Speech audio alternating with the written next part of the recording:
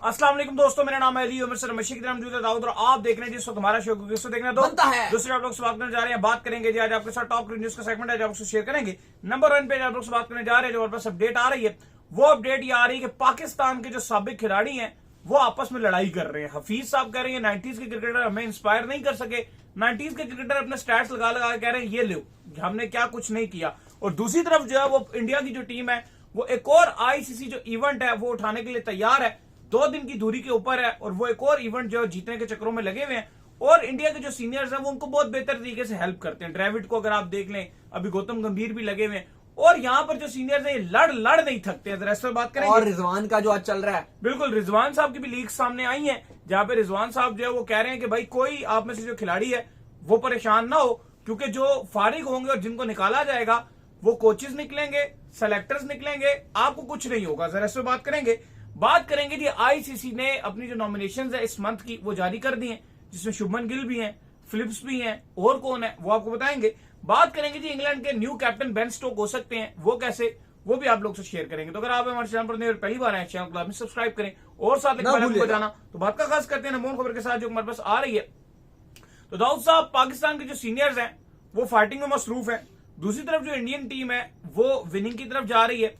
हफीज साहब ने बैठ के बयान दिया कि जो हमारे 90s के सीनियर्स हैं ये हमें बिल्कुल इंस्पायर नहीं कर सके। ये 1996 में जीत सकते थे, ये 2003 में जीत सकते थे, ये एक भी वर्ल्ड कप जो है वो नहीं इन्होंने जीता। 1999 में ये जीत सकते थे, टीम इनकी बड़ी अच्छी थी, सारा कुछ इनका बड़ा अच्छा था, लेकिन इन्होंने हमें कभी इंस्पायर नहीं किया। हमने 2007 में बड़ा फाइनल के करीब गए, हम जो है जी भाई 2009 में T20 वर्ल्ड कप जीत गए, 2017 में हम चैंपियन ट्रॉफी जो है वो जीत गए। फिर वकार साहब आए, उन्होंने 90s के लोंडे करके अपनी जो है वो एक लगाई है, क्या बोलते हैं, स्टैट्स अपने और वसीम अकरम के। ये क्या चल रहा है पाकिस्तान में? दूसरी तरफ विनिंग की तैयारियां, यहाँ लड़ाइयां। देखो चैंपियंस ट्रॉफी से तो पाकिस्तान बाहर हो चुका है।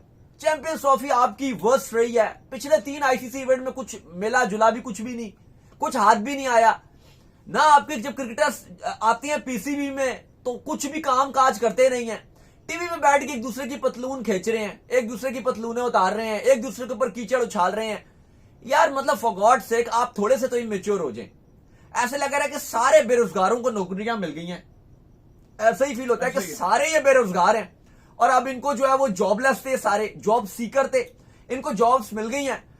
इवन इनको तो छोड़ो, जो करंट खिलाड़ी है वो भी बैठे हुए हैं आपकी टीवी पर। शादाब बैठे हुए हैं, मोहम्मद आमिर भी चलो रिटायर्ड है लेकिन वो भी खेलते रहती हैं बीच में, वो आपको नजर आते हैं। हसन अली आपको नजर आते हैं, शोएब मलिक कहते हैं मैं अभी भी खेल रहा हूं। बाकी भी आपको सारे के सारे 90% क्रिकेटर आपको टीवी पे बैठे हुए नजर आ रहे हैं। जो चैंपियंस ट्रॉफी में चले गए उन्होंने अलग जलील करवा दिया, उनकी परफॉर्मेंस आपके सामने है। प्लस जो नहीं गए वो टीवी पर सारे बैठे हुए हैं और अजीब और गरीब बातें कर रहे हैं। वो भाई क्रिकेट को तुम सुधार लो, डाउनफॉल आया हुआ है। कल शोएब अख्तर से भी हमारी बात हुई थी, आपने वीडियो भी देखा होगा। वो कह रहे हैं भाई 1991 वाला मुझे हाल नजर आ रहा है, हॉकी वाला 1991 में भी हॉकी में यही चीजें हो रही थी कि एकदम से चेयर में तब्दील होने लग गए, एकदम से पैसा खत्म होता हुआ नजर आ गया और एंड में बिल्कुल ही दिवालिया बन गया। अली देखो, सबसे पहले तो आप ये मानो कि आपके हफीज ने ये बोला, जैसे आपने बुलाया, वकार ने वो जवाब दे दिया। वसीम अकरम रेगुलरली बेस पे रो रहे होते हैं, भाई ये हो गया, उसने क्या दिया। राशिद लतीफ वहां कुछ बोल रहे होते हैं, बाकी कोई और कुछ और बोल रहा होता है। बाबर के फादर बीच में छलांग मार लेते हैं, वो कहती हैं जी कि वो उनके पीआर एजेंट बने हुए। मैं का कोच हूं। आपने कितने टेस्ट मैच खेले, अगर खेले में तो जरा उसकी टेक्निक कितनी ठीक है। वो कह रहे जी मैं उसका पहला और आखिरी कोच हूं, बाबर मुझसे ही सीखता है। और इससे पहले जो बाबर आजम के वालिद की कहानियां थी वो यही थी, खाली मैं उनको ड्रॉप करने के लिए जाता था। और दूसरों के वालिद के बारे में कहते हैं कि या तो वो उनके काबिल नहीं है या फिर वो है नहीं है। अच्छा, बाबर आजम के फादर का भी यही सीन है कि जिस तरह बाबर आजम थोड़ा आगे जा रहे हैं, टाइम गुजर रहा है, वो अपने आप को बाबर आजम के और करीब बताते हैं। पहले उन्होंने सिर्फ बताया था जी कि मेरा रोल इतना ही था कि जी बाबर आजम को मैंने मोटिवेट किया खेलने के लिए। फिर जब बाबर आजम ने अच्छा किया, 1-2 सेंचुरियां मारी, उन्होंने कहा बाबर आजम को मैं छोड़ने के लिए जाता था। फिर उन्होंने बाद में बताया कि भाई बाबर आजम के जो खाना होता था मैं उनको शेयर करते थे। फिर जब उन्होंने कहा ये कहानी भी थोड़ी सी अजीब चल रही है, फिर उन्होंने कहा कि मैं बाहर खड़ा होकर देखता था बाबर आजम को। फिर उन्होंने कहा कि बाबर आजम को मेरी वजह से उन्होंने क्रिकेट खेली। फिर जिस वजह से टाइम गुजरता जा रहा है वो कोच बन गए। तो भाई जब आप कोच थे तो खाली आप उनको छोड़ने के लिए कैसे जाते थे? फिर आप तो कहते थे कि आप गेट से बाहर खड़े होते थे। तो अब आप बोल रहे हो कि आप उनके कोच थे। तो उनकी भी कहानी अलग अलग है और वो अलग अलग अपनी कहानियां हर गुजरते दिन उनकी कहानी जो है वो नई कहानी आ जाती है। खैर उनका मुद्दा नहीं है, अभी उस पर बात करना फजूल बात है। बात यह है कि आपके जो क्रिकेटर है वो लड़ रहे हैं, दूसरी तरफ आपके जो भी रिजवान वगैरह उनका जो शॉकिंग लीक्स है वो तो आपको बताते हैं। और इंडिया के जो एक्स क्रिकेटर हैं या जो उनके लेजेंड्स हैं, राहुल द्रविड़ ने T20 वर्ल्ड कप जिता दिया, गौतम गंभीर चैंपियंस ट्रॉफी में टीम को जितवाने के करीब हैं। उनके करंट खिलाड़ी विराट, रोहित शर्मा ग्रैंड फिनाले में टीम को लेकर जा चुके हैं और चैंपियंस ट्रॉफी में एक भी मैच नहीं हारे। लास्ट 3 आईसीसी इवेंट में इनकी टीम एक मैच हारी है टोटल, लास्ट 3 आईसीसी इवेंट में। और आप लास्ट आईसीसी 3 इवेंट में अगर आप देखो तो अगले राउंड में नहीं जा सके, और प्लस इस आईसीसी इवेंट में आपको एक मैच जीतने को नहीं मिला। वो जो एक मैच हारे हैं, आपको एक मैच जीतने को नहीं मिला। और वजह यह है कि आपके लेजेंड्स टीवी पर लड़ रहे हैं, आपके जो है स्टार्स वो एक दूसरे के ऊपर बोतान लगा रहे हैं, कीचड़ उछाल रहे हैं। जब पावर्स आती हैं तो कोई कुछ नहीं करता, कुछ भी नहीं करता यार। इंतजाम कुछ और, जब बैठे हुए भी हैं तो कोई बातें अजीब व गरीब। इंतजाम साहब कुछ और बात कर रहे हैं, वो कह रहे हैं जी आप अपने प्लेयर्स को जो है वो चाहिए बाकियों को कि वो इंडिया की लीग में ना जाए। ठीक है जी, सही कह रहे हैं आप, लेकिन भाई फिर आप अपने प्लेयर्स को भी तो रोकिए कि लीग्स में जितना जा रहे हैं। सही बात। 45 प्लेयर, कल 100 जो टूर्नामेंट है उसके लिए ड्राफ्ट में 45 प्लेयर्स का नाम आ गया। बीपीएल में सबसे ज्यादा आपके प्लेयर्स जाते हैं, लंका प्रीमियर लीग में सबसे पहले आपके जाते हैं, सीपीएल में आपके, दुनिया की, अमेरिका, कनाडा की कोई थकी लीग नहीं है जो छोड़, हर लीग में सबसे पहले आपके प्लेयर्स जाते हैं। मतलब हमारे जो बात भी कर रहे हैं, अहमद शहजाद लगे हुए हैं भाई, वो भी बहुत बात कर रहे हैं भाई। जब अहमद शहजाद खुद इतना टुकटुकिया करते रहते थे, हमारे जो क्रिकेटर जो बातें कर रहे हैं वो उनकी खुद क्या परफॉर्मेंस है। सही बात है, बिल्कुल ही आप देखो कि पाकिस्तान क्रिकेट का दिवालिया निकाल दिया सब ने मिलकर। और ये हर रोज जो है वो एक दूसरे से खार खाते हैं और हर रोज एक दूसरे के ऊपर जो है बयानबाजी जारी करते हैं। दूसरी तरफ अगर आप इंडिया की एग्जांपल देख लो तो उनको राहुल द्रविड़ ने हेल्प की वर्ल्ड कप जीतने में। वर्ल्ड कप जितवा कर वो खामोशी से चले गए। हमारे यहाँ पर तो कोई वर्ल्ड कप अगर जितवा देता वो पता नहीं कितने सालों के लिए चिमड़ जाता। फिर दूसरी बात, जो गौतम गंभीर है वो आए हुए हैं और कितने तरीके से वो टीम को जो हैंडल कर रहे हैं और कोई कंट्रोवर्सी नहीं, कोई किसी किस्म का मसला नहीं।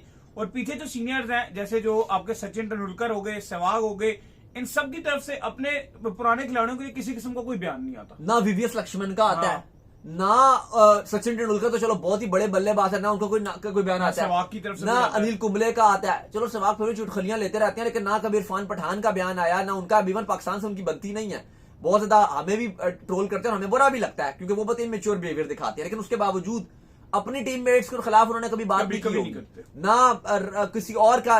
लक्ष्मण देखो वो एनसीए में काम कर रहे हैं, इंडिया की जो नेशनल क्रिकेट अकेडमी है उधर काम कर रहे होते हैं। हमारे आई डोंट नो के किस माइंडसेट के रहते हैं, एक दूसरे के ऊपर उछालते रहते हैं कीचड़ और आगे जाते रहते हैं। चलें जी आगे। इसके बाद जो अपडेट आ रही है वो आ रही है आईसीसी के हवाले से। तो आईसीसी ने की जो नॉमिनेशंस है प्लेयर ऑफ द मंथ की वो आ चुकी हैं, जिसमें जो एक नाम फिलिप्स का शामिल है, एक नाम जो उसमें शुभमन गिल का शामिल है, और किसका है जी? शुभमन गिल है और ग्लेन फिलिप्स है और स्टीवन स्मिथ है। लेकिन लग ऐसे रहा कि शुभमन गिल ज्यादा स्ट्रॉन्गेस्ट कैंडिडेट नजर आ रहे हैं और साथ जो ग्लेन फिलिप्स है। फिलिप्स ने ट्रायल सीरीज में बहुत अच्छा खेला था। प्लस शुभमन गिल की अगर आप बात करो तो उन्होंने बांग्लादेश के अगेंस्ट पहले मैच में शानदार किस्म की सेंचुरी स्कोर की थी, पाकिस्तान के अगेंस्ट भी ठीक ठाक ही खेले थे। प्लस उन्होंने जो इंग्लैंड के साथ 3 मैचेस की सीरीज खेली गई थी उसमें उन्होंने बहुत कमाल खेला था, तीनों मैचेस में रन बनाए थे। वो भी एक रीजन है कि ये आईसीसी की नॉमिनेशन में। फिलिप्स की भी अच्छी गई है, लेकिन चूंकि जो इंग्लैंड वाली सीरीज थी वो बहुत एक्स्ट्रा ऑर्डिनरी गई थी शुभमन गिल की। मुझे लगता है कि शायद शुभमन गिल ये अवार्ड ले उड़े और वो ज्यादा इसके फेवरेट रहेंगे। बाकी इंडिया और न्यूजीलैंड का फिनाले है, पूरी दुबई में तैयारी कर ली गई है, बड़े ही दुबई को पूरी तैयारियों के साथ रखा गया है। साथ साथ ये भी ऐलान कर दिया गया कि छोटी सी वहां पे सेरेमनी भी होगी, बड़ा इवेंट भी होगा वहां पर।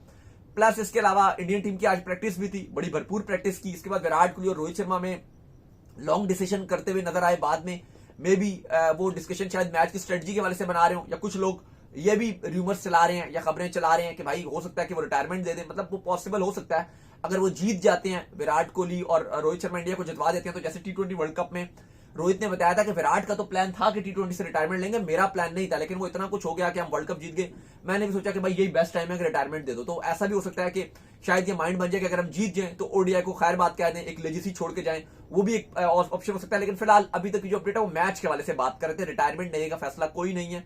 जैसे रोहित शर्मा ने पहले भी बोला था कि अभी हम कुछ सोच नहीं रहे, कोई फॉर्मेट नहीं छोड़ रहे, अभी हम खेलेंगे। तो विराट का भी अभी इरादा है और अच्छी फॉर्म चल रही है, सेंचुरी पाकिस्तान के अगेंस्ट मारी, ऑस्ट्रेलिया के अगेंस्ट भी बेहतरीन 84 रन बनाए, मैन इन फॉर्म है, नॉकआउट्स में बेहतरीन कर रहे हैं।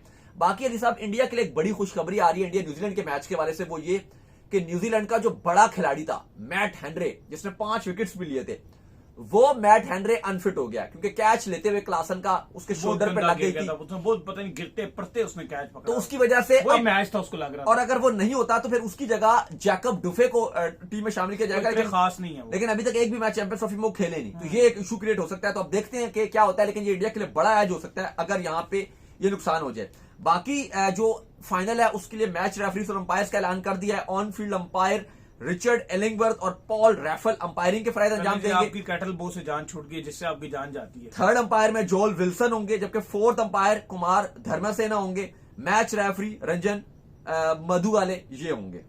इसके बाद जो अपडेट आ रही है वो आ रही है इंग्लैंड की कप्तानी को लेकर। रिजवान के ऊपर बिल्कुल। पहले चलिए रिजवान के हल से बात कर लेते हैं भाई। रिजवान के हल से अपडेट ये आ रही है कि रिजवान साहब ने जब इंडिया वाला मैच हारे, उसके बाद जब टीम जो है उसकी जब गैदरिंग हुई और टीम सारे लड़के इकट्ठे हुए, तो वहां पर रिजवान साहब ने जो लड़कों को इंश्योरिटी दी कि भाई आपको किसी किस्म का जो है वो कुछ नहीं कहा जाएगा, ना ही आप लोगों को जो निकाला जाएगा। सेलेक्टर और जो कोच है उनकी जॉब्स जाएंगी, तो आप बेफिक्र रहिए, आपको मैं सेव कर दूंगा भाई। ये बड़ा इमेच्योर बिहेवियर है, क्योंकि मैं और अली जब ये सीन हो रहा था तो हम स्टेडियम में मौजूद थे पाकिस्तान बांग्लादेश के मैच से एक दिन पहले, और ये प्रैक्टिस कर रहे थे और बड़े हमने रिपोर्ट भी दी थी कि बड़े चहचा रहे हैं, बड़े खुश हैं, कोई मसला नहीं है, फुटबॉल खेल रहे हैं।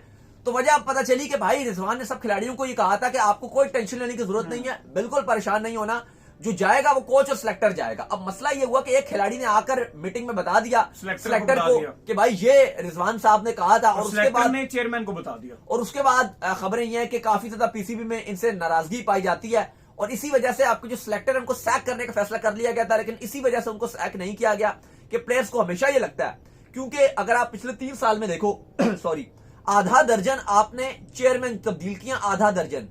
भारतीय क्रिकेट बोर्ड में जय शाह के अलावा कोई तब्दीली नहीं हुआ, वो अब जाके हटे हैं तो उनकी जगह डिफरेंट आए हैं। फिर सिलेक्टर आपने 2 दर्जन तब्दील कर दिए, कोचेस आपने 1 दर्जन तब्दील कर दिया। मतलब आप देखिए कि आपने तब्दीलियां कितनी ज्यादा आपने अपनी टीम में की हैं। ये एक अलग ही इमेच्योर बिहेवियर है, और यही वजह कि आपके प्लेयर्स को पता है कि किसी ने भी कहीं नहीं जाना, प्लेयर्स ने जो होना है वो कोच और सिलेक्टर को साथ होना है। तो उम्मीद भजन इसके बाद जो अपडेट आ रही है वो कैप्टन के वाले से जो अपडेट आ रही है, और अपडेट ये आ रही है कि जॉस बटलर जो आपको पता है कि उन्होंने कप्तानी से रिटायरमेंट का ऐलान कर दिया है। तो अब रॉब की, जिनका ताल्लुक इंग्लैंड से और इंग्लैंड के डायरेक्टर है England and ECB cricket board के, तो वहां पर उनसे जो पूछा गया कि भाई कप्तानी के वाले से बताया कि बेन स्टोक जो है वो इस रेस में शामिल है, या बेन स्टोक कप्तानी ले सकते हैं। उन्होंने कहा जी या बेन स्टोक टोटली आउट। उन्होंने कहा ये तो चीज ही स्टूपिड है कि बेन स्टोक को ये कह देना कि वो टोटली आउट है। मेरे one of the favourite captain है, और बिल्कुल बेन स्टोक जो है इस रेस में शामिल होंगे, और हम ये चाहते भी है कि बेन स्टोक कप्तान बने भाई। देखिए खबरें ये आ रही हैं कि इंग्लैंड 2 नाम शॉर्टलिस्ट कर चुका है। एक तो पहले हैरी ब्रूक स्ट्रॉन्गेस्ट कैंडिडेट है, 80% चांस है कि वो कप्तानी ले जाएंगे T20 ओडीआई की। लेकिन बेन स्टोक्स से भी मशावरत की जाएगी, क्योंकि वो टेस्ट के भी कप्तान है, और उनसे भी इनपुट ली जाएगी। वैसे बेन स्टोक्स ऑलरेडी ओडीआई से रिटायर्ड है, लेकिन अगर वो राजी हुए तो फिर उनको भी कप्तानी दी जा सकती है। लेकिन चांसेस ज्यादा हैरी ब्रूक के हैं, इन दोनों के दरमियान ही चलेगा, और फिर कप्तान अनाउंस इंग्लैंड तकरीबन अगले हफ्ते अनाउंस कर देगा। तो उम्मीद करते हैं आज हमारे शो आपको आएगा। वीडियो को लाइक कीजिए, हमारे चैनल को सब्सक्राइब कीजिए, साथ बेल आइकन को बजाइए। एक और काम कर लीजिए, और वो ये कर लीजिए, इंस्टाग्राम के ऊपर आप जाइए और हमें फॉलो कीजिए, हमारे फेसबुक पेज को फॉलो कीजिए, लिंक डिस्क्रिप्शन में मौजूद है। आप सुनते हैं, तब तक के लिए।